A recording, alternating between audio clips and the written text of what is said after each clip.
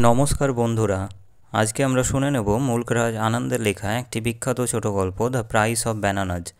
মুল্করাজ আনন্দ হলেন একজন বিখ্যাত ইংরেজি ঔপন্যাসিক, ছোট গল্প এবং প্রবন্ধ লেখক।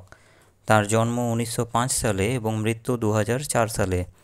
তার লেখা কয়েকটি বিখ্যাত উপন্যাস হল আনটাচেবল, কুলি, the village, across the black waters, the sword and the sickle ইত্যাদি।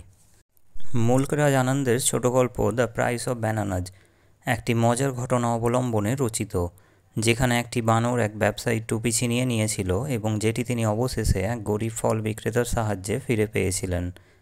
কিন্তু গল্পের এই লঘু শৈলীর নিচে লেখক গরিব ফল বিক্রেতাটির প্রতি ব্যবসায়ীটির নিষ্ঠুর আচরণকে বিদ্রূপ করেছেন। শুরু হচ্ছে আজকের আমাদের আলোচ্য ছোট গল্প দ্য প্রাইস অফ ব্যানানাজ। আমি ফৈজাবাদ রেল স্টেশন থেকে লখনৌ যাত্রা করছিলাম। ট্রেন ছাড়ার আধ ঘন্টা আগে আমি স্টেশনে পৌঁছেছিলাম।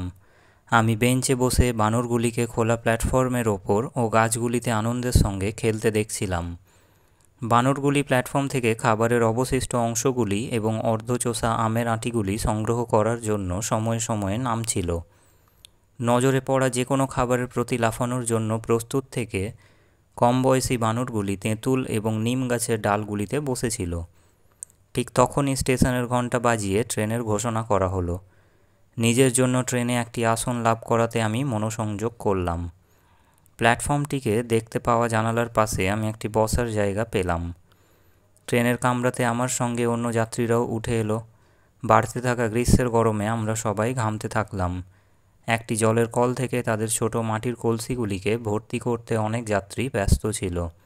একটি ধার্মিক মানুষ, যিনি কলটির নিচে স্নান করছিলেন, তার কোটি বস্ত্র ছিনিয়ে নেওয়া একটি বানরের চালাকিতে আমি অবাক হলাম।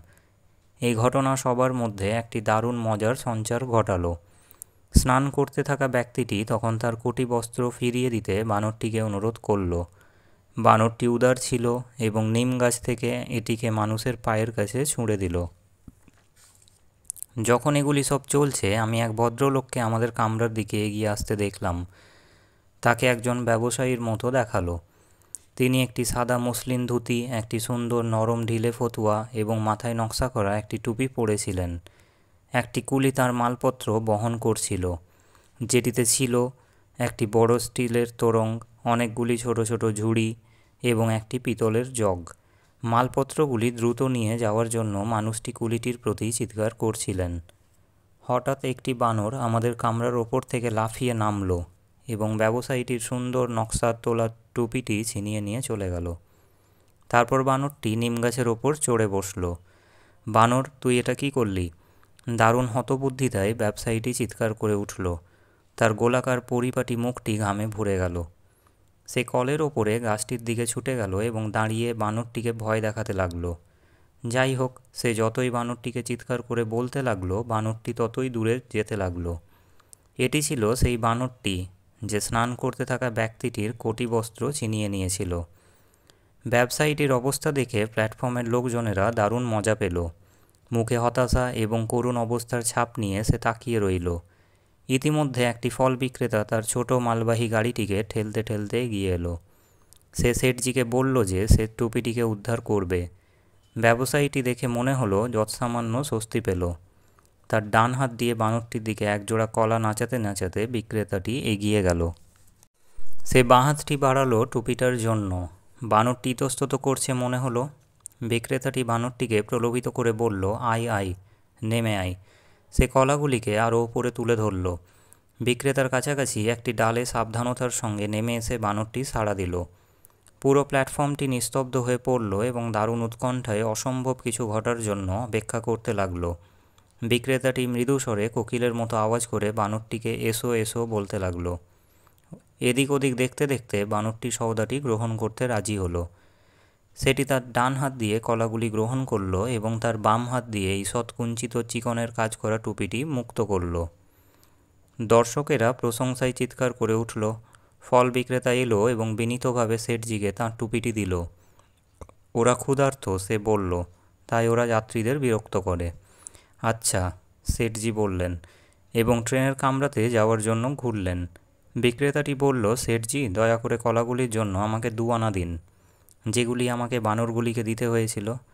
প্রত্যেকটি শব্দ বিরক্তির সঙ্গে ধুলোবালি মাখা ফল বিক্রেতাকে চিৎকার করে শেঠজি বললেন, 2 আনা? এত বড় ধৃষ্টতা! কামরার বাকি যাত্রীরা বললেন, শেঠজি দয়া করে ওকে টাকাটা দিন। শেঠজি বললেন, ঠিক আছে কুলি, এই নে তোর জন্য 4 আনা এবং ফল বিক্রেতা তোর জন্য 1 আনা। কুলিটি চিৎকার করে বলল, কিন্তু আমি 2টো বড় বড় মালপত্রের বোঝা বয়ে আনলাম। শেঠজি প্রতিবাদরত কুলিটিকে বজ্রের মতো বললেন, যা যা ঠগ। কুলিটি চলে গেল।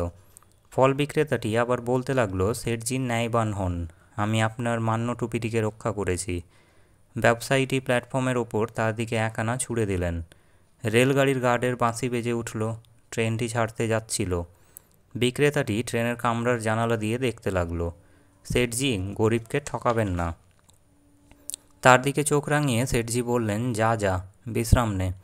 ট্রেনটি চলতে শুরু করলো। ফল বিক্রেতাটি প্রথমে সেটির সঙ্গে সঙ্গে ছুটতে লাগলো। তারপর পাদানির ওপর উঠল এবং জানালাটিকে জড়িয়ে ধরে অনুনয় বিনয় করতে লাগলো। কিন্তু শেঠজি তার মাথা ঘুরিয়ে নিলেন। তিনি জানলার বাইরে অন্যদিকে মালগাড়িটির দিকে দেখছিলেন।